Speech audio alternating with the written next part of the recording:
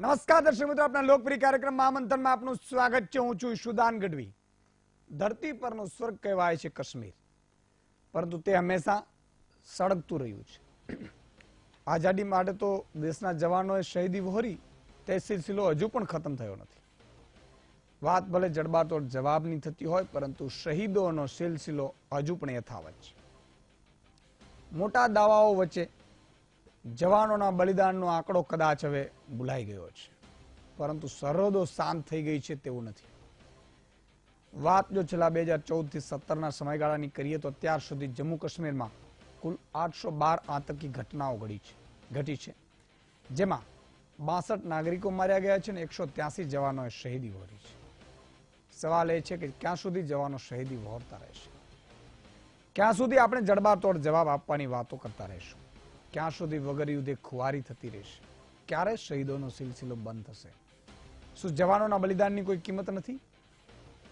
આજ તમામ બાબતો પર છે આજનું મહામંથન મારી સાથે।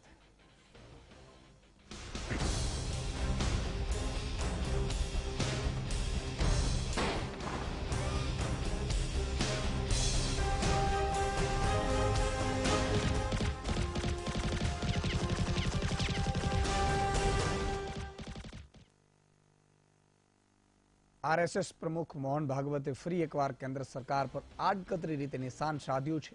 મોહન ભાગવતે કહ્યું છે કે દેશને અંગ્રેજોથી આઝાદી નહોતી મળી, તે સમયે વતનની સ્વતંત્રતા માટે જવાનોની કુરબાની આપી હતી, અથવા તો કોઈ યુદ્ધમાં સીમા પર દુશ્મનો સામે લડતા જવાનો શહીદ થયા। પરંતુ આ વખતે જ્યારે દેશમાં કોઈ યુદ્ધની સ્થિતિ નથી, તેમ છતાં જવાનો શહીદ થઈ રહ્યા છે, એનો મતલબ એમ છે કે આપણે યોગ્ય રીતે કામ નથી કરી રહ્યા। આ મામલે મોહન ભાગવતે ચિંતા વ્યક્ત કરતા કહ્યું કે શહીદી રોકવા અને દેશને મહાન બનાવવા માટે પગલાં ઉઠાવવા જોઈએ। મોહન ભાગવતનું આ નિવેદન ઘણું મહત્વનું માનવામાં આવી રહ્યું છે, ખાસ કરીને જમ્મુ કાશ્મીર સંદર્ભમાં, જ્યાં મોદી સરકાર આતંકના સફાયાને મહત્વ આપી રહ્યું છે અને પોતાની પીઠ થપથપાવે છે। એવામાં સીમા પર જવાનોની શહીદી કેમ થઈ રહી છે તેવી ચર્ચાને જન્મ આપીને આરએસએસ પ્રમુખે સરકારના દાવા પર વિપક્ષને પ્રહાર કરવાની તક પણ આપી દીધી છે। अपने देश के लिए मरने का एक समय था, स्वतंत्रता जब नहीं थी। अब आजादी के बाद अपने देश के लिए मरने का समय सीमाओं पर रहता है, जब युद्ध आता होता है। अपने यहाँ पर युद्ध नहीं तो भी शहीदियां होती है। इसका कारण है कि हम अपना काम ठीक नहीं कर रहे। तो किसी के साथ युद्ध नहीं तो सीमा पर सैनिक के मरने का कारण नहीं, लेकिन होता है।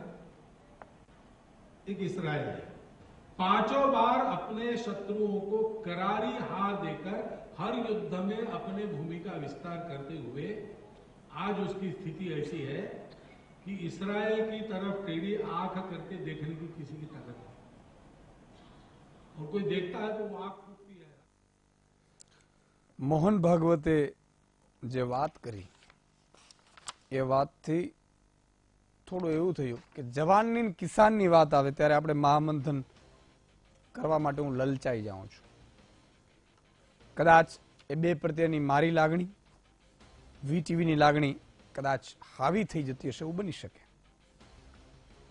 લાલ બહાદુર શાસ્ત્રીએ, આપણા પ્રધાનમંત્રી, એવું કહેલું કે દેશમાં બે વ્યક્તિઓ અથવા તો બે જવાન અને કિસાન, એ બેને જ્યારે મહત્વમાં આપવામાં આવશે ત્યારે એ સાચી સાર્થક આઝાદી કહેવામાં આવશે। જય જવાન જય કિસાનનો નારો આપવામાં આવ્યો છે।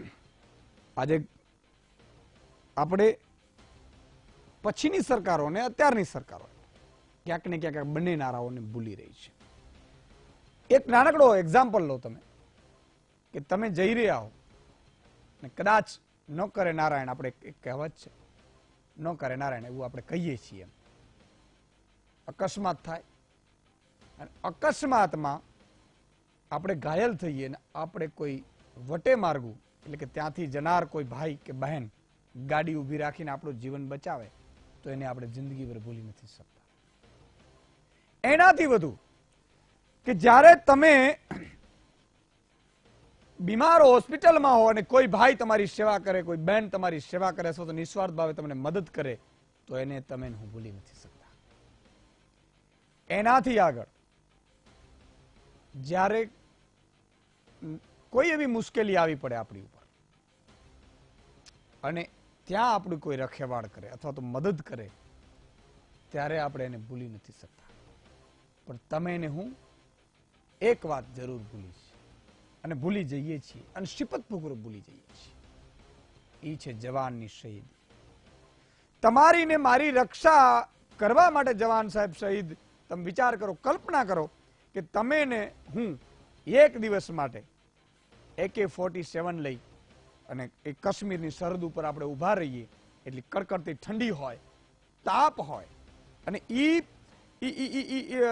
તમે એના ડુંગરના પગથિયા તમે નો ચડી ન શકીએ એવી સ્થિતિમાં સાહેબ, અને સામે ક્યારે ગોળી છૂટશે ને ક્યારે વાગશે ને ક્યારે આપણે શહીદ થશું, એ સ્થિતિમાં જ્યારે કાયમી અને રોજ ડેલી જ્યારે શહીદી વહોરતા હોય અને એની તમે એનું જ્યારે સાહેબ એની કિંમત નથી આંકતા ને, ત્યારે આ દેશનો જવાન અને એનો પરિવાર રડે છે આખો.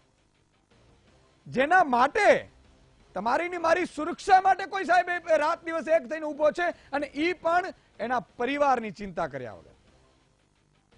નેતાઓ ના બલિદાનો આપણે યાદ કરીએ છીએ, જેણે જેણે આ દેશ માટે સાહેબ શહીદી વહોરી એને આપણે યાદ કરીએ છીએ. પણ એવા જવાનો તો દરરોજ, હું તમને આંકડો આપું સાહેબ, 2014માં 32 નાગરિક અને 51 જવાન શહીદ થયા છે, સ્વર્ગમાં ખુવારી થઈ છે. કાશ્મીરની વાત છે. 15માં 41, 16માં 88, 17માં 83, 18માં 86, 86, 238 આતંકી હુમલા થયા. કુલ 361 લોકોની ખુવારી થઈ. સાહેબ, કોઈ પણ સ્વાર્થ વગર જ્યારે દેશ પ્રેમના કારણે, દેશના નાગરિકની સુરક્ષા માટે જ્યારે જવાન પોતે ગોળી ખાતો હોય ને, મને ઘણા બધા કે સુદાનભાઈ તમે આટલું બધું કરો છો, તમને કોઈ તકલીફ નથી પડતી, ત્યારે હું એને એટલો જ જવાબ આપું છું સાહેબ કે તમે ને હું તો ચીસો પાડી અથવા તો કંઈક થાય, ચલો માની પણ લો, એ તો મારા ભાઈ દરરોજ ગોળીઓ ખાય છે તમારા ને મારા માટે. ક્યારે એની આપણે વિચાર કર્યો છે ખરો? ખેડૂત સાહેબ, આ દેશ આખો પ્રગતિ કરી રહ્યું છે, ખૂબ મોજથી પ્રગતિ કરી રહ્યું છે. ખેડૂત છે એ રડી રહ્યો છે. આપઘાતના શું કહેવાય આંકડાઓ વધતા રહ્યા છે. શું કામ? કારણ કે આપણી પોલિસીઓ ખરાબ છે. યા તો આપણા બાબુઓ ખરાબ છે પોલિસીઓ બનાવનાર, યા તો કોઈ કંપનીઓએ આપણે પોલિસીઓ બનાવડાવી છે જેના કારણે ખેડૂત છે એ બરબાદ થતો જાય, દિવસે ને દિવસે ખુવાર થતો જાય, જમીનો વેચી અને મજૂર થતો જાય. અને એ સ્થિતિ આવીને આપણે ઉભી છે. સમજવાની ત્યારે જરૂર છે, મહામંથન ત્યારે કરવાની જરૂર છે કે કોઈ તો વિચારવું પડશે. જ્યારે જમ્મુ કાશ્મીરમાં સંઘના RSSના વડા જ્યારે એવું કહે કે સ્થિતિ બરોબર નથી, હું તો એ આતંકવાદીઓને કહીશ, નમાલાઓ કે નમાલાઓ. જ્યારે અંગ્રેજ સરકાર હતી ગુજરાતની, તમે ઇતિહાસને પાના તપાસજો. જ્યારે એમ કહેવાય કે ચોકીદાસ કુમારને તમે યાદ કરો, તમે એવા બારવટી અને રામવાળાને યાદ કરો તમે, કે એમણે ક્યારે પાછળથી વાર નહોતો કર્યો. તમારા તાકાત તો આવો સામે, તમે પાછળથી ગોળીઓ મારો. અહીંથી જ્યારે યાત્રામાં જાય જગન્નાથજી, ત્યાં તમે કોઈ ઘસપોષીઓને તમે મોકલીને તમે ગોળીઓ દો. તમારી તો જનેતાને હું એમ કહું જન્મ આપ્યું એને પણ ભૂલ કરી, એટલું નહીં તમને પચાવનારોએ પણ ભૂલ કરી સાહેબ. એ તમને કહે છે કે સ્વર્ગ મળશે, અહીંયા સ્વર્ગ મળે તમને? તમે એક કોઈની હત્યા કરો છો ને સાહેબ, નિર્દોષ મારા જવાનની, ત્યારે સમજી લેજો 100 પેઢી સુધી તમારો કોઈ માણસ સ્વર્ગમાં નહીં, નરકમાં પણ જગ્યા નહીં મળે, કદાચ એમાં તમે માનતા હો. નમાલાઓ છો તમે. મુરુ માણેક જેવા જયારે અંગ્રેજોની સામે લડતા હતા ને, બારવટિયા હતા, ત્યારે પણ એમણે એવું કીધું. મુરુ માણેકને જયારે એ કચેરીમાં લાવવામાં આવે ને એમણે કહેલું કે મુરુ માણેક તમે ખાલી અંગ્રેજોની માફી માંગી લો, તમને છોડી દઈએ અમે. એ સાહેબ ઓખાનો વાઘેર મુરુ માણેકે એવું કીધું કે એક મારો હાથ તલવાર ઉપર ને બીજો મૂછ ઉપર છે, અને કદાચ ત્રીજો હાથ ભગવાને આપ્યો હોત ને, હોત જો ત્રીજો હાથ, તો નર અંગ્રેજને નમત નહીં, તો બી હું તમને ન નમું. આવી ખુમારી હતી સાહેબ. એટલે આતંકવાદીઓ ઘાસ ભૂસ્યા નીકળ્યા કે અમે કાશ્મીર લેના હે, પાકિસ્તાન બચાવી નથી, કાશ્મીર લેવા નીકળ્યા છે. પણ એનાથી વધુ કે આપણી સરકારે પણ કંઈક કરવું પડશે સાહેબ. માત્ર એક સર્જિકલ સ્ટ્રાઇકથી નહીં ચાલે અને એટલા માટે આજે મહામંથન કરવાની જરૂર પડી છે. 1 કલાક સુધી આના ઉપર ચર્ચા કરીશું.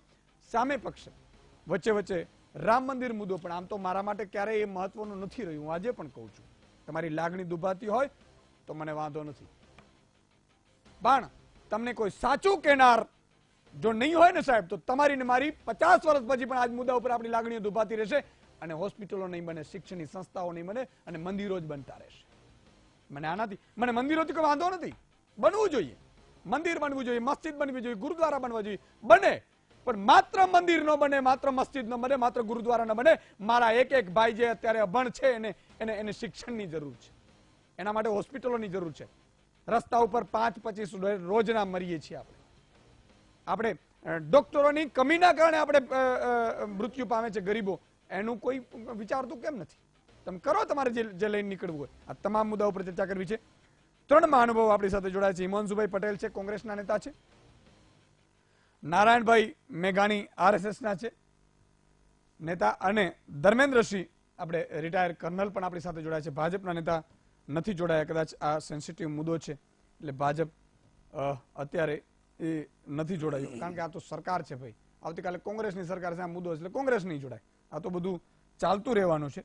પણ મારો એક હંમેશા મત હોય છે કે તમે જ્યારે ઉપસ્થિત રહો ને ત્યારે તમારા પક્ષનો મત છે એ તમે મૂકી શકો છો, અને એ બહુ જરૂરી છે. કારણ કે સમાજમાં દરેકને તક મળવી જોઈએ સાહેબ, બેલેન્સિંગ હોવું જોઈએ. કદાચ 5-25 દિવસ અઘરા પણ હોય, 5-25 પ્રશ્નો અઘરા પણ હોઈ શકે, પણ પ્રશ્નોથી ભાગવાની જે વૃત્તિ છે એ ક્યારેય બંને પક્ષોએ ખરેખર ન રાખવી જોઈએ. હિમાંશુભાઈ, શરૂઆત હું આપણાથી કરવા માંગીશ કે જે રીતે મોહન ભાગવત આમ તો એવું કહે કે સંઘ છે એ ભાજપને બેકફૂટ ઉપર સપોર્ટ કરી રહ્યો છે, ચલાવે પણ છે, એવું કહેવાય પણ છે. અને એ મોહન ભાગવત જયારે ચૂંટણી નજીક આવે ત્યારે એમ કે સબ સલામત નહીં હૈ, કુછ ગડબડ હૈ, એનો અર્થ શું નીકાળી શકાય, કાઢી શકાય? અને ખરેખર જવાનોની, આમ તો તમારી સરકાર હતી યુપીએની ત્યારે પણ જવાન શહીદ થતા હતા અને આજે ભાજપમાં પણ થાય છે. સ્થિતિ એટલી જ ફરક છે, આંકડામાં 2-5% આમ તેમ થશે, પણ મને તો હવે એવું લાગે છે, આમ તો 125 કરોડ જનતાને અમે હિન્દુસ્તાની કરીએ છીએ, પણ આ સમસ્યા ઉકેલ લાવવા તરફ કોઈ આવ્યું નથી એવું સ્પષ્ટપણે મને લાગે છે. ઈશુદાનભાઈ, પહેલા તો તમને અભિનંદન આપીશ કે મોહન ભાગવત બોલ્યા હોય, ભાજપના સમર્થક બોલ્યા હોય અને ભાજપવાળા ચર્ચામાં ના આવે, એ તમે અને બીજું આપે એવું કીધું કે બંનેને તમે વિનંતી કરી. હું મીડિયા સંભાળું છું એટલે જવાબદારીપૂર્વક કહે કે આપે ખૂબ અઘરા પ્રશ્નો અને અઘરા મહામંથન કોંગ્રેસને ભીડાય એવા રાખ્યા છે, પણ અમે દરેક વખતે અમારો ગેસ્ટ હશે કોંગ્રેસનું પ્રતિનિધિત્વ મૂકવા માટે અમે હઈશું જ, અમે ક્યાંય ભાગ્યા નથી. એ પણ હું જવાબદારીપૂર્વક કહીશ. ભાજપ ક્યાંક ભાગ્યું હોય એનો વિષય છે. વાત આપે કરી કે મોહન ભાગવતજી આવું બોલે છે, એના માટે કોંગ્રેસે શું કહેવાનું? આ એવા વ્યક્તિ બોલ્યા છે એમાં કંઈ કોંગ્રેસે બોલવા જેવું જ નથી.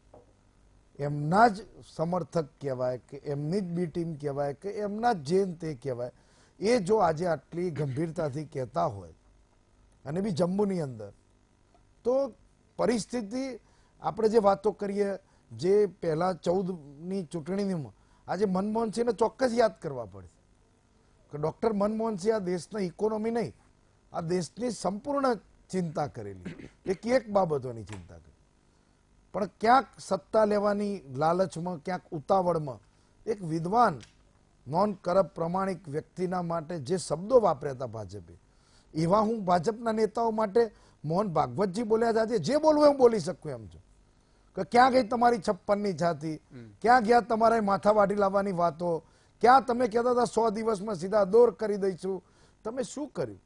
વાજપેયીજીની સરકારમાં આ જ ભાજપના નેતાઓનું નામ કોફિન, જે જવાનોના કોફિનના કમિશનમાં આવેલું છે. અને મીડિયાને અભિનંદન આપીશ કે આ દેશના મીડિયાએ એ કોફિન કમ્પાઉન્ડને એ ભાજપનું પકડેલું.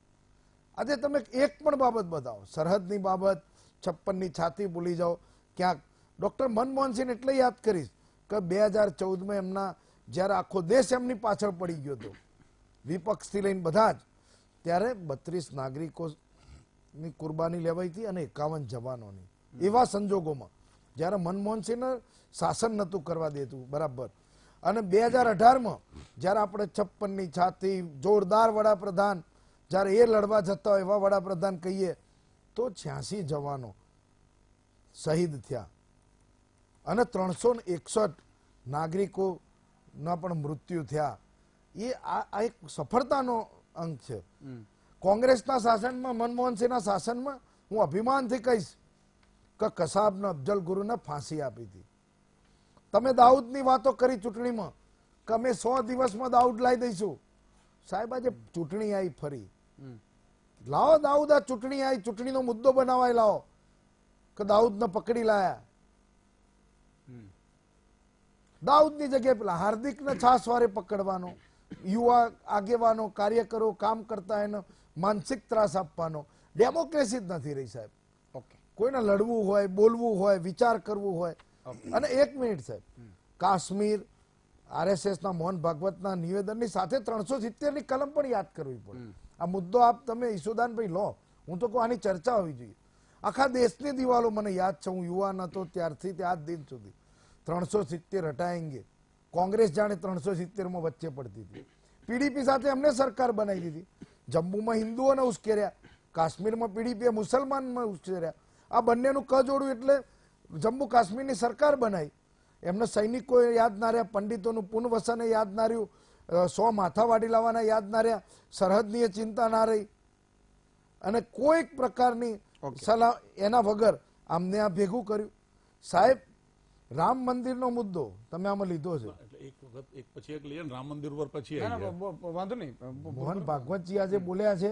મોહન ભાગવતજી નથી બોલ્યા છે આજે. મોહન ભાગવતજી નથી બોલ્યા છે. આના માટે જ બીજા બોલ્યા. પણ રામ મંદિર રામ મંદિર 2025 મોહન ભાગવત નથી નથી બોલ્યા. બોલ્યા. એટલે આ સરહદ માટે એ બોલ્યા. ખાલી જમ્મુ પણ કાશ્મીર અને સરહદમાં મંદિર એટલા માટે કે આજનો એ મુદ્દો છે, મોહન ભાગવતને કાઉન્ટર કરીને નથી કહેતા. એ મંત્રી એવું બોલે છે 2025માં અમે બનાવીશું. મંત્રી તો નથી 35 બોલ્યા, કે મંત્રી છે ને, નથી બોલ્યા, ભૈયાજી 25 જોશી કે બોલ્યા છે. છે. એટલે તો તમારી ઘણા જાણ બધા માટે, બોલ્યા છે. તમારી જાણ માટે. પણ તમને આ તો આટલું બધું એમને મંદિરનો એ મુદ્દો લીધો છે, તે ફરી લઈશું આપણે. પણ પાકિસ્તાનના 2 ટુકડા કરનારે કોંગ્રેસ પાર્ટી હતી, અને ઇન્દિરાજીને પણ યાદ કરવા પડે. એવું વાજપેયીજીના 5 વર્ષના, મોદીજીના 5 વર્ષમાં એક કામ એવું થયું હોય દેશમાં કે ચલો તમે ડોલરનો ભાવ ના ઘટાડી શક્યા, પેટ્રોલ ડીઝલનો ના ઘટાડી શક્યા, રોજગારી ના આપી શક્યા, 15 લાખ ના આપી શક્યા, તમે કઈ ના કરી શક્યા. એકાદું મોટું યુદ્ધ લડીના દેશની ખુમારી, અને ખુમારી ઉપર આ દેશ જીવે છે. કોઈ ભાજપ કોંગ્રેસના નેતાઓના વિશ્વાસ ઉપર નથી આ દેશ. ઠીક છે, એટલે યુદ્ધ કરવું તો બહુ અઘરું હોય છે, અને એટલા માટે તો એનો પ્રચાર ના થવો જોઈએ ચૂંટણી પહેલા કે 100 દિવસમાં અમે બોર્ડર સલામત કરી દઈશું, દાઉદને પકડી લાવીશું, કરાચીમાં તિરંગો લહેરાઈશું. ક્યાં લહેરાયો, શું કર્યું? આમ તો મોહનજી આમ તો આપણે ગુજરાતી ભાઈ માં તો જી કે ભાઈ આમાં તો કે એમાં ભાઈ લાગી ગયું એટલે પૂરું થઈ ગયું. ભાઈ ને બેન લાગે એટલે ગુજરાતી મજા. પણ જે રીતે મોહન ભાગવતે એવું કહ્યું કે સબ સલામત નહીં, સંઘ છે એ વર્ષોથી, ભલે લોકો એમ કહે છે કે ભાઈ સંઘ છે એ સરકારમાં દખલગીરી નથી કરતું, આપ સંઘ પણ કહે છે, સંઘના લોકો કહે છે, પણ એવું માની લેવામાં આવે છે કે ભાઈ સંઘ મહેનતે કરે છે ને થોડું દખલગીરી પણ કરતા હોય છે. આ નિવેદન પાછળનું શું કારણ છે? કારણ કે જે રીતે સંઘની થોડાક ટાઈમથી જે ભાષા બદલાઈ છે ને કે ભાઈ નીતિન ગડકરી બહુ અચ્છે હે, પછી ત્યાંથી મહારાષ્ટ્રમાંથી એક નેતા આવે કે ભાઈ નીતિન ગડકરી છે એ ખરેખર બધાને લઈને ચાલે છે. પછી સંઘ જે રીતે આજે કહ્યું કે ભાઈ જમ્મુ કાશ્મીરની જવાનો છે એ યુદ્ધ નથી છતાંય શહીદો થાય છે. નિવેદન પાછળનું રહસ્ય શું? સૌથી પહેલા તો મહામંથનના દર્શકોને અભિનંદન, નમસ્કાર. અને એક વિનંતી ઈશુદાનભાઈ આપના થ્રુ હિમાંશુભાઈને કહીશ કે હું રાજકીય વસ્તુ આ વિષયની ચર્ચાને બનાવવા માંગતો નથી. એટલે અને એક બીજી વિનંતી હિમાંશુભાઈને કે મેં આપને શાંતિથી બોલવા દીધા, મને શાંતિથી બોલવા દેજો. ના, મને બોલવા દેજો, મને બોલવા દેજો. હું રોકી લઈશ. એટલે આપણે જમ્મુ અને કાશ્મીરના પ્રશ્નની જ્યારે વાત કરીએ છીએ તો એના મૂળમાં આપણે જવું જોઈએ કે એના મૂળિયા 1947-1948માં જવાહરલાલ નહેરુ વડાપ્રધાન, પ્રથમ વડાપ્રધાન હતા ત્યારે નકાઈ ચૂક્યા છે. અને જમ્મુ કાશ્મીરમાં રાજા હરિસિંહ પોતે જોડાવા માંગતા હતા ત્યારે એમને જોડાવા ન દીધા ભારત સાથે. અને જ્યારે પાકિસ્તાને આક્રમણ કર્યું, મોટો પ્રદેશ પચાવી લીધો, પછી ઢીલા પડી ગયા એમના ટાંટિયા અને પછીથી રાજા હરિસિંહ નલવાના પ્રસ્તાવ ઉપર ભારત જોડે એક્સેશન થયું અને ત્યાં સુધીમાં આપણો મોટા ભાગનો ભાગ પાકિસ્તાનના ઘૂસણખોરો દ્વારા પાકિસ્તાન પાસે જતો રહેલો, જેને મારા બચપણમાં, મારા બાળપણમાં અને મારી યુવાની અવસ્થામાં એને આપણે આઝાદ કાશ્મીર તરીકે ઓળખતા હતા અને આજે ઇન્ટરનેશનલ લેવલે એને પાક ઓક્યુપાઈડ કાશ્મીર તરીકે ઓળખવામાં આવે છે. એટલે આ મૂળ જે છે, જન્મસ્થાન જે છે, એ નહેરુની સરકારની અયોગ્ય નીતિઓ કાશ્મીર બાબતની રહી એટલા માટે થયું. એ જ પ્રશ્ન જો સરદાર વલ્લભભાઈ પટેલને સોંપી દેવામાં આવ્યો હોત, ગુજરાતના પનોતા પુત્રને, અને જેણે બાકીના 550 રજવાડાઓને ભેગા કર્યા, તો કાશ્મીર તો એમના માટે રમત વાત હતી, તો એ કરી શક્યા હોત. અને ત્યારથી માંડીને અત્યાર સુધી કાશ્મીરે ભારત આખાને સરકાર કોઈની પણ રહી હોય, મોટા ભાગનો સમય કોંગ્રેસ શાસિત સરકાર રહી છે, પણ હું એ બાબતને બાજુએ મૂકું છું. જમ્મુ કાશ્મીરે પાકિસ્તાને, જમ્મુ કાશ્મીર દ્વારા પાકિસ્તાને આપણને ચેનથી સુવા દીધા નથી. પછી એ ઇન્દિરા ગાંધીની સરકાર હોય, જવાહરલાલ નહેરુની સરકાર હોય, કે લાલ બહાદુર શાસ્ત્રીજીની સરકાર હોય, કે અટલ બિહારી વાજપેયીની સરકાર હોય, કે મનમોહનસિંહની સરકાર હોય. એટલે આપણે આ મુદ્દો સમજવા જેવો છે. એટલે મારી વિનંતી એ છે કે આને રાજકીય સ્વરૂપ આપવાની જરૂર નથી. આ દેશનો પ્રશ્ન છે. હવે બીજો પ્રશ્ન આજે મોહનજી ભાગવતે જે કહ્યો સૈનિકોની, તમે એક સરસ વિશ્લેષણ આપ્યું 2014 થી કે કેટલા નાગરિકો ગયા અને કેટલા સૈનિકો શહીદ થયા. આ બંને આંકડા તમે આપ્યા, પણ ઈશુદાનભાઈ તમે યોગ્ય ન્યાય આપ્યો હોત હું એમ કહું છું કે જો એની સાથે સાથે 2014 પહેલાના નાગરિકો અને એની સામે મરાયેલા આતંકવાદીઓ વર્ષ અને અત્યારે 2014 થી 2018માં આતંકવાદીઓનો કેટલો સફાયો થયો. હું શહીદીને આ કહીને ન્યાયોચિત નથી. આપણો તો એક પણ સૈનિક આપણા માટે તો આપણો જીવનો ભાઈ છે, આપણો ભાઈ છે. એટલે હું એને ન્યાયોસંગત નથી કરવા માંગતો, પણ આ આંકડા પણ જો આપ્યા હોત તો આપણને યોગ્ય લાગે. બીજું કે જ્યારે જવાન રાષ્ટ્ર માટે શહીદ થતો હોય છે તો યુદ્ધમાં શહીદ થાય તો આંકડા આપી દઉં તમે કહો છો એટલે આપણે ગૌરવ અનુભવીએ. 2014 માં 110, 15 માં 113, 2016 માં 165, 17 માં 218 અને 2018 માં 238. એટલે આ આંકડા જ દેખાડે છે કે છેલ્લા 5 વર્ષમાં જમ્મુ કાશ્મીરમાંથી પાક ઓક્યુપાઈડમાં પીઓકે માંથી આવનારા ઘૂસણખોર આતંકવાદીઓના સફાયાનું અભિયાન ચાલી રહ્યું છે. જ્યારે યુદ્ધ મોટા ધોરણે થાય ત્યારે કદાચ ખુવારી પણ મોટી થાય અને એના કારણે શહીદી વધારે થતી હશે. હું બીજી વાત કરતો હતો કે યુદ્ધમાં જ્યારે જવાન શહીદ થાય ત્યારે આપણને ગૌરવ થાય, પણ આવી જે છીનાળ વૃત્તિ પાકિસ્તાન કરે છે, ઘૂસણખોરી કરે છે, નમાલાપણું કરે છે, કાયરપણું કરે છે, પીઠ પાછળ ઘા કરે છે અને આપણા અનેક સૈનિકોના માથા વાઢીને મૂકી દે છે. આવા સંજોગોમાં જ્યારે જવાનોની શહીદી થાય ત્યારે કોઈને પણ દુઃખ થાય, નાનામાં નાના નાગરિકને દુઃખ થાય. અને મોહનજી ભાગવત રાષ્ટ્રીય સ્વયંસેવક સંઘના વડા હોવાના નાતે આ એમના મનની પીડા બહાર આવી છે. એટલે આ પીડાથી બોલ્યા છે. મોદી સરકાર ઉપર એટેક નથી, આ પીડા છે. તો એવા પગલા લેવા જોઈએ આખા દેશે ભેગા થઈને.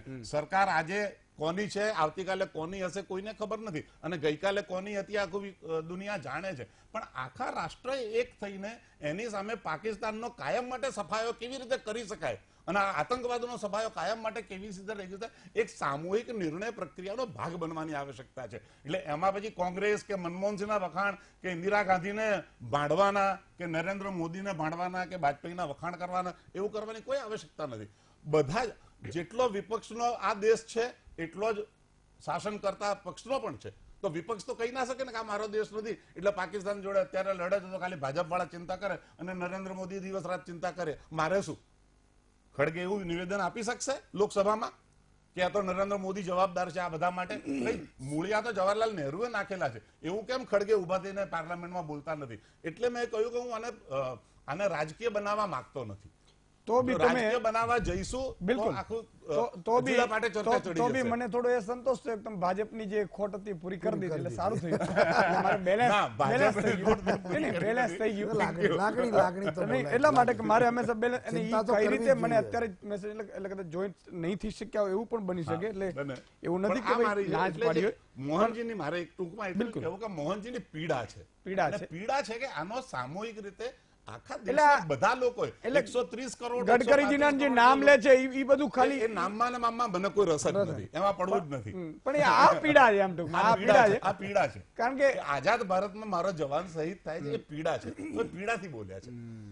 આક્ષેપબાજી નથી. પણ એ સાચી વાત જો આમાં હું છે નારાયણભાઈ તમારા જેવા એ સમજી શકે છે કે આ પીડા છે, આ પીડા છે. ખરેખર 125 કરોડ નથી સમજી શકતા. હવે કે ભાઈ તો સમજાવવા પડશે. આપણું અને મીડિયાનું કામ જ એ છે કે લોકોને સાચી સમજ આપવી, સાચી સમજ કેળવવી.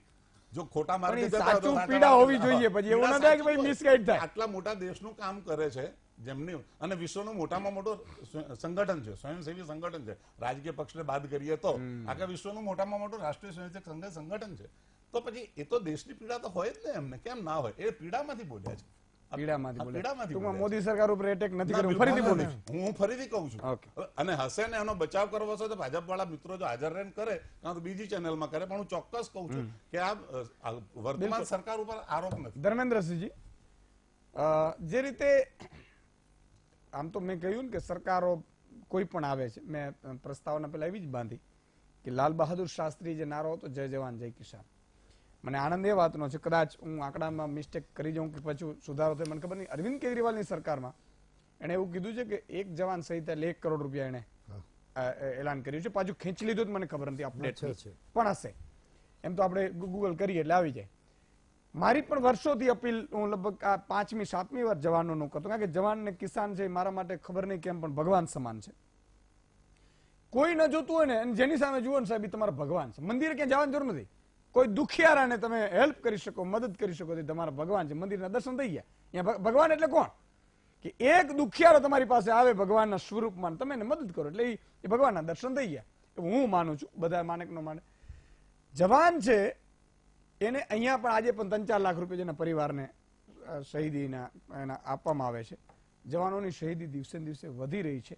સરકારો બદલી છે, જવાનોનું નથી કોઈ એનો એ થયું.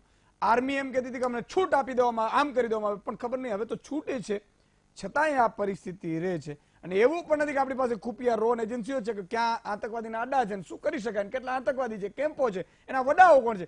વડાઓ આતંકવાદીઓ કદાચ મર્યા છે, સમજો 238, પણ કોઈ એવા મસદ અજૂર દેવા નથી મર્યા કે જે ખરેખર જે ઉત્પાદન, જે પેલો પેડ છે ને જડમૂળિયા, તો આવું કેમ થાય છે?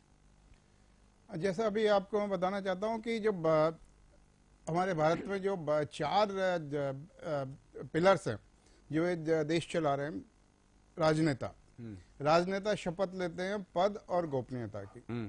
जो सिविल सर्वेंट्स है वो शपथ लेते हैं कॉन्स्टिट्यूशन को प्रोटेक्ट करने की. जो पुलिस है वो लेती है to enforce law and order. Army है जो सिर्फ आर्मी का जो एक सिपाही से लेके अफसर तक शपथ लेता है, जिस रोज उसकी ट्रेनिंग पूरी होती है उस रोज शपथ लेता है कि मैं इस देश की रक्षा के लिए अपने प्राण न्यौछावर करूंगा. देश की रक्षा, to defend our territory boundaries of the nation. उसमें कॉन्स्टिट्यूशन भी आ जाता है, उसमें लॉ एंड ऑर्डर भी आ जाता है, उसमें पद और गोपनीयता भी आ जाती है.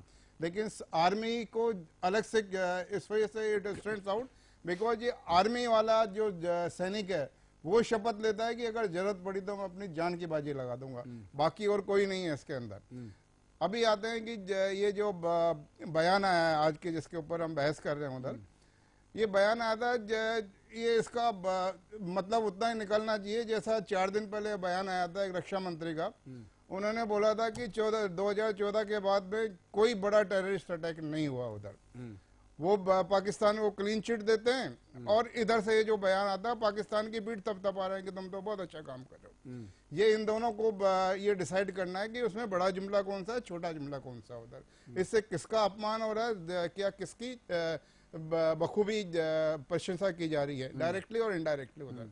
ये मेरे को पता नहीं रक्षा मंत्री ने किस संदर्भ में ये कहा उधर, और मेरे को ये पता नहीं है मोहन भागवत साहब ने किस संदर्भ में ये कहा उधर. उनको ऐसे बयानबाजी से बचना चाहिए उधर, नहीं तो 4 दिन बाद में बोलेंगे तो जुमला हमारा क्या. ये जैसे ही शपथ लेता, मेरे को पता नहीं मोहन भागवत ने इन चारों में से कौन सी स्टेप की शपथ ली है, देश की रक्षा की, पद गोपनीयता की, लॉ एंड ऑर्डर की, या प्राण न्यौछावर करनी, मेरे को पता नहीं. एक सर्जिकल स्ट्राइक किया था, उसके बाद में बड़े बड़े टीवी चैनल पे आ रहा था, आरएसएस चीफ ने कहा कि हम आर्मी को 3 दिन में ट्रेन कर सकते हैं कि युद्ध के लिए कैसे तैयार होना हो. पहले खुद ट्रेन हो जाओ उधर, उसके बाद में आर्मी के बारे में सोचे तो ये अच्छा रहेगा उधर. दूसरी बात होती है 1947-48 से जो हुआ उधर, अभी जो पास हो गया 70 साल का, वी कैन नॉट क्या कहते हैं उसकी प्रशंसा या बुराई करके हम अपना रोजी रोटी नहीं चला सकते। अभी आज गया है कि आज हमारे को एक्शन लेना है उधर, हमारे को उधर। ये वही कांग्रेस की सरकार थी जिसकी वजह से ये क्या कहते हैं कश्मीर समस्या प्रॉब्लम हुई, वहां पर पूरी तरह से सॉल्व नहीं हुई। लेकिन ये भी सच है कि 1953 के अंदर जब शेख अब्दुल्ला ने जब एक थोड़ी बनक लगी थी कि वो भारत के खिलाफ कोई स्टेटमेंट देने वाले हैं, 8 जुलाई 1953 को, 11 अगस्त 1953 को, 8 अगस्त 11 अगस्त 1953 को एक रैली के दौरान भारत के खिलाफ कोई ये वक्तव्य देने वाले हैं और पाकिस्तान का समर्थन करने वाले हैं। 30 जुलाई को ये पंडित नेहरू को खबर मिली थी आईबी की, और 8 अगस्त 1953 को the prime minister of Kashmir Sheikh Abdullah was sacked, arrested and put behind the bar for next 22 years. सन 1975 में उसको जब वहां से जेल से निकाला था अपनी शर्त, अपनी टर्म्स एंड कंडीशन के ऊपर। 22 साल 75 के अंदर जब इंदिरा शेख अकॉर्ड हुआ था उसमें निकला था उधर। और अभी कुछ दिनों के अंदर हमने देखा था कि एक जम्मू एंड कश्मीर की चीफ मिनिस्टर बोलती है कि इस तिरंगे को झंडा देने वाला, कंधा देने वाला कोई यहाँ रहेगा नहीं उधर। उस वक्त क्या कर रही थी ये सरकार? उस वक्त सही तरीका, अगर उस वक्त ये कश्मीर की चीफ मिनिस्टर को सेक किया जाता, अरेस्ट किया जाता और जेल में डाला जाता, तो उस वक्त क्या कहते हैं देखा जाता है कि यस, ये जो सरकार कहती है वो करने के लिए तत्पर है उधर। लेकिन उस वक्त चुप रहे उधर। उसके बाद में क्या बात हुई, उसके बाद में वो सरकार को बर्खास्त किया गया, वो बात अलग है उधर। लेकिन अभी पिछले 4 साल के अंदर, अभी इसकी मिलिटेंसी के अंदर आते हैं, 1947-48 से they are hostile but they are not unpatriotic. मैं जो कश्मीर के अंदर सर्व किया है उधर अगर हम इंडियन आर्मी अगर सर्वाइव कर रही है तो पूरा सिविलियंस का सपोर्ट है उधर, वहाँ पे उधर उनके जो पोर्टर हैं, उनके जो लेबर हैं, सारे सिविलियंस हैं वहाँ पे, वो हमारे को सपोर्ट करती उधर। उनकी भी कुछ मजबूरियाँ होती होगी। तो ये 1990 तक 1982 तक ठीक चल रहा था। 1982 के बाद में जब इलेक्शन हुए, शेख अब्दुल्ला इलेक्ट हुए, 1984 में ऐसा लगा इंदिरा गांधी को कि नहीं, अनफ इज अनफ, इनको सैक किया जाए। गुल मोहम्मद शाह को चीफ मिनिस्टर बनाया गया, फारूक अब्दुल्ला को सैक किया गया उधर। और वहां से ये बिकॉज ऑफ राजनीति वहां पे ये शुरू हो गया, वहां पे अनरेस्ट शुरू हो गया कश्मीर का। 1987 के अंदर राजीव फारूक का अकॉर्ड हुआ उधर, उसके अंदर धड़ल्ले से वहां पे रिगिंग हुई उधर। वैसे तो कश्मीर में राइट फ्रॉम 1952 कभी इलेक्शन फेयर नहीं हुआ उधर। 1957 में तो पंडित नेहरू ने वहां के चीफ मिनिस्टर गुलाम मोहम्मद बख्शी को कहा कि कम से कम 3-4 आदमी अपोजिशन के भी जीतने दो, नहीं तो 67 सीटें होती थी। 67 में से वहां पे 66 सीटें आती थी नेशनल कॉन्फ्रेंस की। 57 में पंडित नेहरू को बोलना पड़ेगा 3-4 लोग जीतने दो, जो जमायत लेकर 1-2 इंडिपेंडेंट जीते थे। 87 में राजीव और फारूक का जो अकॉर्ड हुआ उसके अंदर रिगिंग हुई, सलाउद्दीन पैदा हुआ, अनरेस्ट शुरू हो गया उधर। उसके बाद में 89 में आते आते इट वाज बियॉन्ड कंट्रोल। और 90 के अंदर तो it was peak of militancy, जब पाकिस्तान में भी उधर इलेक्टेड गवर्नमेंट आ गई, पूरी तरह से मिलिटेंसी को सपोर्ट देने लगा उधर। और ये दौर हमने 96 तक देखा। 6 इयर्स लगा हमारी सिक्योरिटी फोर्सेस को, हमारे लॉ एंड ऑर्डर एजेंसीज को, उसको कंट्रोल में लाने के लिए। 1996 ये वो इलेक्शन था जिसमें क्या कहते हैं इंटरनेशनल मीडिया ने कहा this is the first time in Kashmir free and fair election हुआ है उधर। और उसके अंदर जो भी पार्टी आई उसका मेरे को नाम लेने की कोई आवश्यकता नहीं है। उन्होंने 6 साल तक किया, उसके बाद में सत्ता चेंज होती रही है ड्यू डेमोक्रेटिक प्रोसेस से। 2015 में ये पीडीपी बीजेपी की सरकार बनी मार्च 26 को, और 8 अप्रैल को उन्होंने जो पत्थरबाजों का सरगना था मसरत आलम, उसको जेल से रिहा किया unconditional as a general amnesty. और वहां से क्या कहते हैं ये चिनगारी बढ़ी मिलिटेंसी की उधर, वो आज तक कंट्रोल नहीं हुई उधर। और उसके बाद में बोलते हैं ऑल इज वेल, कोई 4 साल में कोई टेररिस्ट अटैक नहीं हुआ। एक बोलता है अगर अटैक नहीं हुआ तो ये बॉडी बैग्स क्यों आ रहे उधर। जैसे मैं बताया कि बॉर्डर के ऊपर अगर कोई किसी ने दुस्साहस करने की कोशिश की है तो ये भारतीय सेना का जवान है, उसकी ये ड्यूटी होती है, वो किसी सरकार की तरफ नहीं देखता है कि मैं क्या करूं। उसने ये कसम ली है कि जब उसको बोलते हैं कसम, बिल्कुल तो उसको देना पड़ेगा, चाहे उसको अपना जान न्यौछावर करना पड़े, उसके लिए वो दोबारा नहीं देखता होता। બિલકુલ બહુ જ સાચી વાત છે સાહેબ, અને એટલે જ ક્યારેય જવાન વર્દીવાળો બેઠે તેને સલામ કરજો, વાહન ચાલકો હોય તો એમને બેસાડજો, એમને કદાચ ચાલીને જતા હોય તો જય જવાન જય કિસાન નારાને આપણે સાર્થક કરીએ તો એને પણ ગર્વ થાય કે હા હું ઇન્ડિયન આર્મીમાં છું, એનો મને પણ વટ છે અને મારા દેશને મારા ઉપર ગર્વ છે. આ વસ્તુ આપણે ઊભી કરવી પડશે સાહેબ. સારા વ્યક્તિઓને, સારા લોકોને આપણે મજબૂત કરવા પડશે. આપણે હંમેશા નમાલાઓને આગળ કર્યા છે, આપણે હંમેશા નમાલાઓને રિબિન કપાવડાવી છે, આપણે જે લોકો કમિશનો ખાય છે એને આપણે આગળ ધરી છે, અને એટલે આ દેશની પરિસ્થિતિ છે. તમારે ને મારે જાગવાની જરૂર છે, ને આપણે જાગશું, આપણે સારા વ્યક્તિની ઓળખ કરીશું, પરટ કરીશું, અને આપણે જ આવા સાચા ઈમાનદાર અધિકારીઓ હોય એને મજબૂત તમે બનાવો છો. અને એ જ જ્યારે જે દિવસે તમે કરવાનું શરૂ કરી દેશો, તમારા દિલથી કરજો, ત્યારે હું એમ કહું છું બદલાવ આવશે. બદલાવ કેવો આવશે સાહેબ?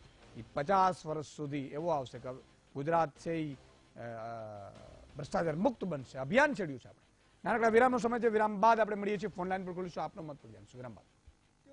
વિરામ બાદ દર્શક મિત્રો ફરીથી આપનું સ્વાગત છે. દર્શક મિત્રને પણ લઈ લઈએ વચ્ચે વચ્ચે, એટલે એમને પણ તમને પણ ઉત્સાહ રહે ને. કિશોદાનભાઈ વહેલી ફોન લાઈન આજે ખોલી, આમ તો ઘણા સમયથી લાગતા નથી હોતા, હું પણ એ વાત સ્વીકારું છું, કારણ કે જે વસ્તુ થતી હોય સ્વીકારવી પડે સાહેબ. કારણ કે 1000 થી 10-10, 20-20 હજાર ભેગા લગાડે ફોન, એટલે સ્વાભાવિક છે. નહીં આપીશ જ ને, કોઈ સવાલ જ નથી. માયાભાઈ હજી તો વારો હશે ને તમારે? માયાભાઈ કચ્છથી જોડાયા છે. જી માયાભાઈ. જય માતાજી સુદાનભાઈ. જય માતાજી. હું ભાયાભાઈ બોલું છું પરમાર. બોલો બોલો. હવે એક મારો ભાઈ હતો, મોટા બાપાનો દીકરો આર્મીમાં, હા, તો એનો કોઈ ઓલું નથી મળ્યું, ક્યાં હતો, હું છે હું નહીં. અચ્છા. નહીં તો એ ક્યારે, એટલે ક્યારની ઘટના છે? એ તો ઘણા વર્ષ થઈ ગયા હો, લગભગ ઓછામાં ઓછા 30 વર્ષ થઈ ગયા હશે. ઓહો, તો એમને પછી કઈ એને વળતર આ તે કઈ મળ્યું તું પરિવારને કે? કોઈ વસ્તુના કઈ ખબર જ નથી. कर्नल साहब ये कैसे हो सकता है? 30 साल पहले उनका भाई गुजरा है। थैंक यू माया भाई. 30 साल पहले हो गए हैं।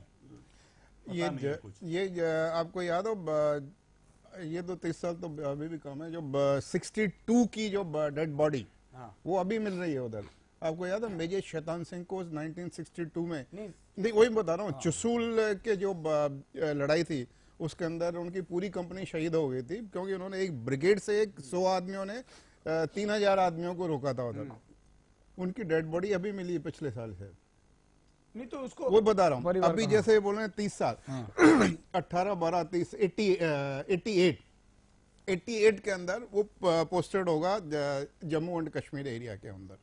वहां पे क्या कहते हैं, जो अवेलेंच आते हैं उधर, वहां पे उसके अंदर आप जिस रास्ते से चलते हो कब अंदर चला जाएगा आपको पता नहीं लगता उधर वहां पे.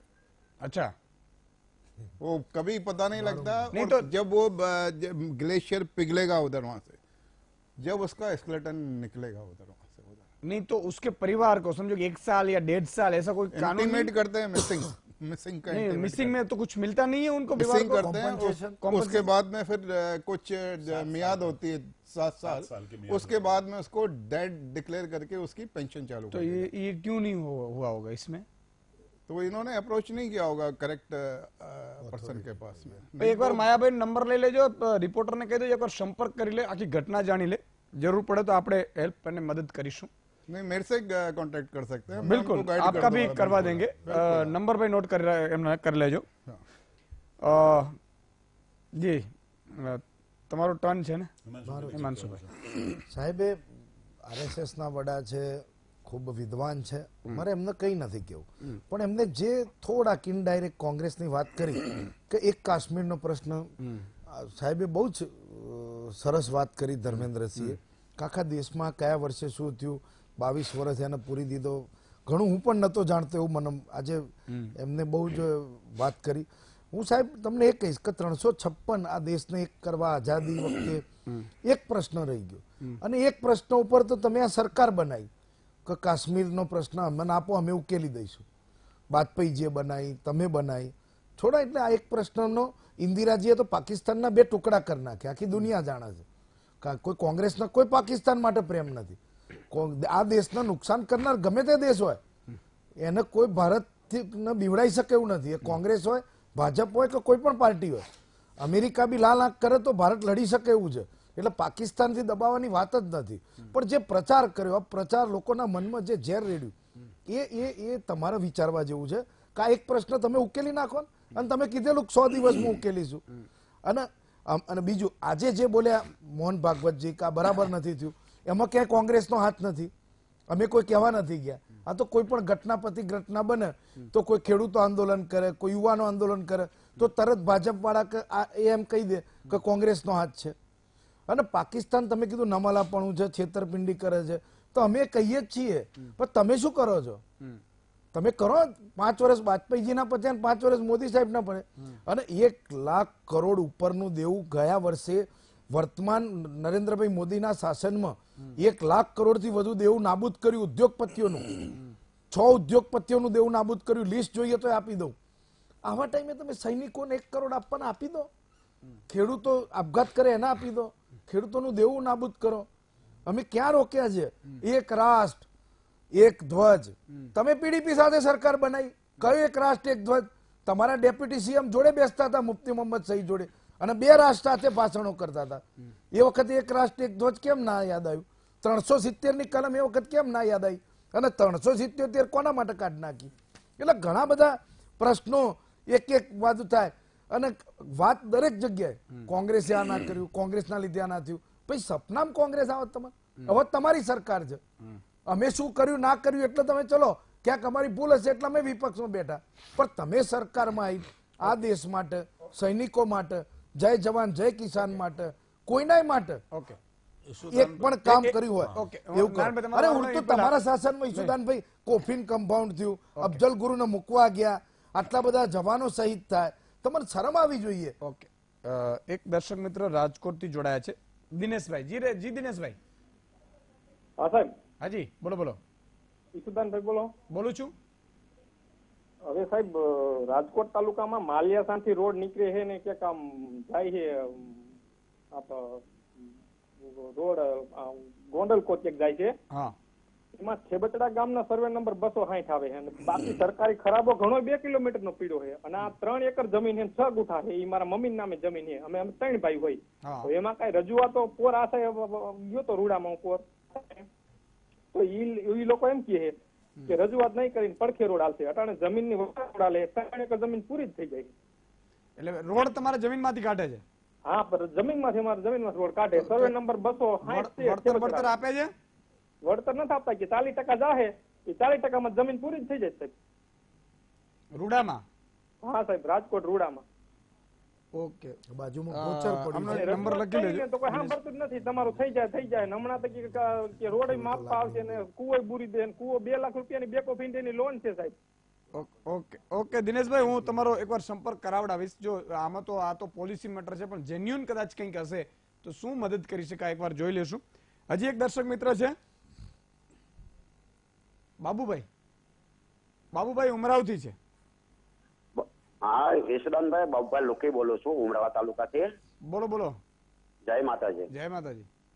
હવે સાહેબ મારું કહેવાનું એમ છે કે અત્યાર સુધી કાશ્મીરની અંદર ક્યારે આતંકવાદીના ઝંડા ફરકતા નહીં, આતંકવાદીઓના ઝંડા ફરકતા નહીં, અને ભારતના આતંકવાદી પણ નહોતા. પણ આ જયારે ભાજપ અને મુફ્તી ઓલા બેનની હારે જયારે શાસનમાં જોડાણા પછી કાશ્મીરની સમસ્યા વધારે ગંભીર થઈ હોય એવું મને લાગે છે. કારણ કે ભારતના આતંકવાદી હતા એ કાશ્મીર આપણે પાકિસ્તાનના હતા. હા, એટલે આ વધારે મુશ્કેલી તો આ શાસન જે ગઠબંધન કર્યું પછી વધારે મુશ્કેલી ઉભી થઈ હોય એવું મને લાગે. ખૂબ આભાર. અને બાબુભાઈ, અને હું અપીલ કરીશ રાજકોટ ટીમને, એટલે રાજકોટ જે તંત્ર છે એને, કે રૂડામાંથી ભલે આપણે ડેવલપ કરતા હશે, ટીપી કાઢતા હશો, રોડ કાઢતા હશો, પણ એક વસ્તુ એ જોજો કે ખેડૂતોનો એકવાર મત લેજો. આપણે અધિકારી બની ગયા કે નેતા બની ગયા અહીંથી જ કાઢવાનો છે. મને ખબર છે ઘણા નેતાઓ પોતાનો બંગલો આવતો ને એટલે 1 કિલોમીટર ચક્કર મારાવડાવ્યો. તમારા બધા શું કહેવાય જે હશે ને એ બધા જેલમાં જશો, એટલે એ ધંધો મહેરબાની કરીને રહેવા દેજો. નારાયણભાઈ. હા, મારે જમ્મુ કાશ્મીરમાં હિમાંશુભાઈએ જે કંઈ રજૂઆત કરી એ રજૂઆતનો હું બિલકુલ જવાબ નહીં આપી શકું, કારણ કે વાત જે શરૂ થઈ ના મને વાત પૂરી કરો મારું વાક્ય. જમ્મુ એન્ડ કાશ્મીરની આજે જે ચર્ચા કરવા બેઠા છીએ એ મોહનજી ભાગવતે જે વાક્ય કર્યું ને એની વેદના એક મિનિટ એવું નહીં, પણ બીજું કે હિમાંશુભાઈને પણ ખબર છે કે એ બધા સરકાર ઉપરના એમના પ્રશ્નો હતા કે એમનો આક્રોશ હતો. અકર્મણ્યતા 60 વર્ષની એક પક્ષની અને 10 વર્ષની બીજા પક્ષની કર્મણ્યતા કે અકર્મણ્યતા ઉપર સવાલો કરે છે, જેનો જવાબ આપવા માટે કોઈ રાજકીય પક્ષના એમના સિવાય અહીંયા હાજર નથી. તમે તમારે જે બોલો હું એ જ કહું છું, એટલે હું એમના જવાબો નહીં આપું, ન આપો, જરૂર નથી. સાથે સાથે એ વિશે પણ બધાનો આંખો ખોલીને મારે કહેવું પડે કે જેમ હમણાં એક દર્શક મિત્ર જમ્મુ કાશ્મીરની વાત કરી તો મને એક પ્રસંગ યાદ આવે છે કે જ્યારે રાજીવ ગાંધી વડાપ્રધાન નતા થોડો સમય માટે અને જ્યારે જમ્મુ કાશ્મીરમાં ગયા હતા અને એક હોટલમાં બેઠા હતા ત્યારે ત્યાંના સૈન્ય પોલીસના જવાનોએ રાજીવ ગાંધીને કહ્યું હતું મોઢા મોઢ કે you Indian dogs go back, don't come to Jammu and Kashmir. આ ઘટના બધા છાપાઓમાં એ વખતે આવી હતી. એટલે છેલ્લા 4.5 વર્ષમાં પ્રશ્ન મોટો થયો છે, એટલે એ રજૂઆત જ ખોટી છે.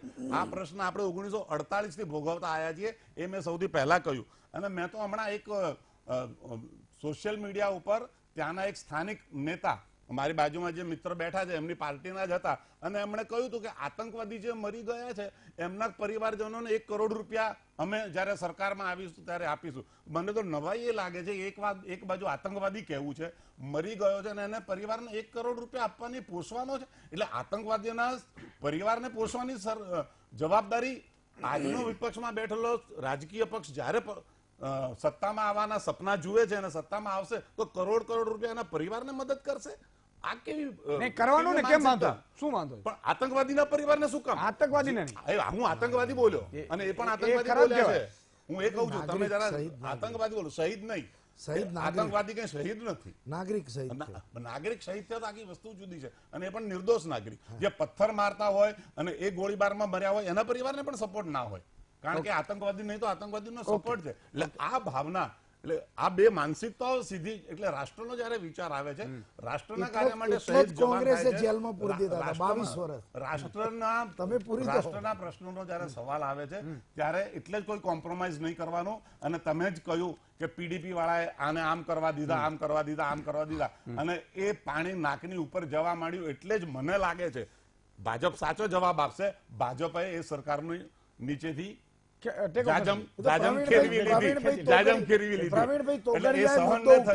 રાષ્ટ્ર વિરોધી કાર્ય સહન ન થયું એટલે જાજમ ફેરવી લીધી. 4 મુદ્દા ઉપાડ્યા.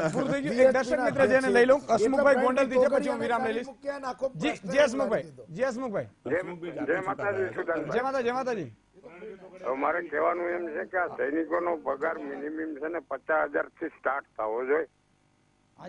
અને બીજા નંબરમાં ધારાસભ્યનો લાખ રૂપિયો પગાર હોય તો આ સૈનિક તો મરવા પાત્ર 24 કલાક ઉભા હોય તો એનો પગાર હોવો જોઈએ. અને પાકિસ્તાનને હરખો જવાબ દેવો જોઈએ આ સરકારને. આ ગાંડી સરકાર છે, સમજ્યા? એટલે અપશબ્દ આપણે નહીં બોલીએ હસમુખભાઈ, કારણ કે એટલે તમારી લાગણી હોઈ શકે છે. અને ભૂતકાળમાં પણ બધી સરકારો આવી, એમાં પણ આવી સ્થિતિ છે. એટલે સરકારો ગમે તે બદલાય છે પણ સિસ્ટમ નથી સુધરતી. આપણે સિસ્ટમ ઉપર વધારે ફોકસ કરવાની જરૂર છે. ખૂબ ખૂબ આભાર હસમુખભાઈ. પણ વાત એ જ છે, કર્નલ સાહેબ હું આવીશ આપની પાસે, નાનકડા વિરામનો સમય થયો છે. વિરામ બાદ દર્શક મિત્રો મળીએ છીએ. વાત એ જ છે કે એક તો આપણે સુધરવાની જરૂર છે. પહેલા શરૂઆતમાં હું શું કામ કહું છું વારે કે આપણે જયારે મતદાન આવે ત્યારે જ્ઞાતિનો જે મારો ભાઈ છે એટલે પેલા આપણે જેને ચાંદલો હોય ને આપણે ચાંદલો આપી દઈએ, પછી એ દિવસે ભજીયા આપણે ખાઈ લઈએ, દારૂની પોટલીઓ જો થતી હોય તો એ આપણે પીવડાવી દે. સાહેબ દારૂની પોટલીઓ મફતમાં શું કામ પીવડાવશે? સાહેબ તમારો લોહી ચૂસવો છે ને ત્યારે તમે દારૂ આપે છે. તમે કેમ સમજતા નથી કે તમે મત આપી રહ્યા છો, તમે માથું આપી રહ્યા છો? મત અને માથું કેમ એક સમાન નથી કરતા? તમને મને કોઈ એમ કે તમને 50 લાખ રૂપિયા આપું, લાવો માથું, તો આપવાના છીએ આપણે માથું? સાહેબ મત જયારે આપો ત્યારે સમજી લેજો કે તમારા માથા સમાન છે. અને એ જયારે સ્થિતિ આવશે, બીજું કે જે માણસ કામ કરે છે, હું કહું છું જે માણસ અધિકારી તમારા માટે લડે છે, જે નેતા તમારા માટે લડે છે સાચી રીતે, એને તમે મદદ કરજો, કોઈ પણ પક્ષનો હોય. પણ જ્ઞાતિવાદમાં પડશો તમે તો આ સ્થિતિઓ આવીને ઊભી રહેશે. આપણે ક્યારેય કોઈ વચનોમાં નહીં પડવાનું, સ્થિતિ જે રિયાલિટી છે એને પડવાનું, અને આપણે એટલું પરિપક્વ બનવું પડશે કે તમે 5 વર્ષમાં અમને આ વસ્તુ કરી આપો, 5 વર્ષમાં તમે આ વસ્તુ લઈ જાઓ. આ જ સ્થિતિ છે અને એવી જ આપણે લાવવી પડે. બાકી આપણા કોઈ સગા સંબંધી આગેવાનો એને શિફ્ટ આપી દે અને પછી આપણે કે મત તો આને જ આપવાનું જો આપણે, પછી શિફ્ટ ફેરવશે અને મુંડા તમારા મારા થશે. વિરામ બાદ આવું છું. વિરામ બાદ દર્શક મિત્રો ફરીથી આપનું સ્વાગત છે. ધર્મેન્દ્રસિંહજી, સવાલ એ જ છે કે કેમ અત્યાર સુધી આતંકવાદીઓ હજુ પણ ત્યાંથી છમકલા મારી રહ્યા? શું આપણે એના કેમ્પ ઉડાડી નથી શકતા? संक्षिप्त में आपको याद होगा 2012 और 13 के अंदर जनरल वीके सिंह जब चीफ ऑफ आर्मी स्टाफ थे, उन्होंने पब्लिक में बयान दिया था कि लाइन ऑफ कंट्रोल के पार 44 आतंकवादी कैंप है और भारतीय सेना में इसकी क्षमता है कि हम उनको वहां पे डिस्ट्रॉय कर सकते हैं विदाउट क्रॉसिंग ए बॉर्डर. ये 2012-13 की बात है. उस वक्त आप कह सकते हैं कि वो सरकार कमजोर थी, एंटी नेशनल थी, बुला बुला बुला बुला. लेकिन 2014 के बाद में सेम जनरल विक्रम सिंह ने वो चीज दोहराई कि we are capable of destroying this 44 camps without crossing LOC. लेकिन अभी तक क्यों नहीं किया गया उधर? आपको याद होगा जब 1999 के अंदर हम कारगिल की लड़ाई लड़ रहे थे, उस वक्त प्राइम मिनिस्टर ने बोला था कि air force will not be used. If it is used, it should remain within international border. उस वक्त भी इंडियन एयरफोर्स को इंटरनेशनल बॉर्डर क्रॉस करने की परमिशन नहीं दी गई थी. तो अगर ये एलओसी क्रॉस करने की परमिशन सेना अपने आप हासिल नहीं करती है, तो उनको अगर ये परमिशन दी जाए तो मैं बताता हूं कि 44 क्या 88 कैंप भी होंगे, उसको ये सेना तबाह कर सकती है उधर विदाउट क्रॉसिंग. उसके लिए मैंने एक बार पिछले डिबेट में विस्तार से बताया था कि कैसे हम कर सकते हैं विदाउट क्रॉसिंग. બિલકુલ સમયનો અભાવ છે એટલે હિમાંશુભાઈ અને જે નથી થઈ રહ્યું એની પીડા જ મોહનજી ભાગવતના આજના વક્તવ્યમાં છે કે કેમ નથી થઈ રહ્યું આ બધું. યુ આર રાઈટ કર્નલ સાહેબ, આઈ સેલ્યુટ યુ, પણ આ પીડા બોલે છે કે કેમ નથી થઈ રહ્યું. આપણે કરી શકીએ છીએ પણ કેમ નથી કરતા. अभी हो रहा है ना फौरी इलाज हो रहा है, फौरी इलाज हो रहा है, ऊपर से कर दो. બિલકુલ બિલકુલ સમયનો અભાવ છે. जैसे किसी को लेबर पेन है उसको आयोडेक्स लगा दो, वैसा काम हो रहा है. પણ સાહેબ જે દિવસે તમારે અહીંયા હર્ટ થાય ને ત્યારે તમે બધું કરી શકો. અને દાનત સરકાર તો કોઈ પણ હોય, પણ સાહેબ સિસ્ટમ એવી બનાવવાની કે આપણે હોઈએ ન હોઈએ આ દુનિયામાં, આપણે રહીએ ન રહીએ, પણ સિસ્ટમ એવી રીતે ચાલવી જોઈએ કે માત્ર જનતાનું હિત થવું જોઈએ. આપણે ત્યાં નેતા આવે કાયદાઓ બદલે છે, નેતાઓ આવે પોતાના હિતના જે હોય એની રીતે ઉદ્યોગપતિઓની રીતે કાયદા બદલે. પેલા ભૂદાનની જમીનો નહોતા બધા, તમે વિચાર કરો કે સાહેબ એ વખતે જે જમીનોના કાયદા બનાવે કે આનાથી વધુ ખેડૂત જમીન ન રાખી શકે, ખેડૂત નથી રાખી શકતો, પણ મોટા ઉદ્યોગપતિઓ છે એ આજે મરજી પડે એમ સહેજના નામે કરી દે છે. ના કરવું જોઈએ. વિકાસ કરો, પણ વિકાસ એવું પણ ન કરો કે ઉપરના વાળ ન રહીએ અને 20 વર્ષ પછી એવી પરિસ્થિતિ ન આવે કે જે તમારા મારા દીકરાઓ આપણે ઇતિહાસ માફ ન કરે. એટલે આ બધી વસ્તુઓ ધ્યાન રાખજો. અને આજે સમયનો અભાવ છે. હિમાંશુભાઈ, ધર્મેન્દ્રસિંહ, નારાયણભાઈ ત્રણેનો ખૂબ ખૂબ આભાર.